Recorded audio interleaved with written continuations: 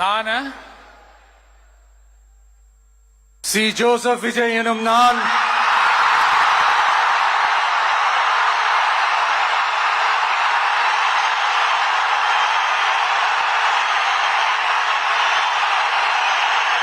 சட்டப்படி அமைக்கப்பெற்ற இந்திய அரசியல் அமைப்பின்பால்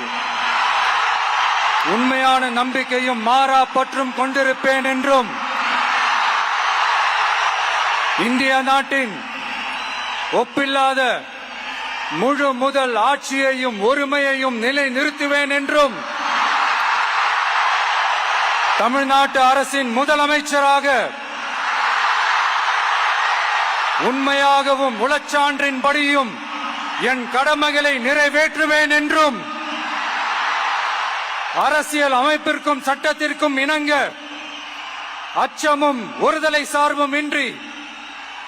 விருப்பு வெறுப்பை விலக்கி பலதரப்பட்ட மக்கள் அனைவருக்கும் நேர்மையானதை செய்வேன் என்றும் ஆண்டவன் மீது ஆணையிட்டு உறுதிமொழிகிறேன்.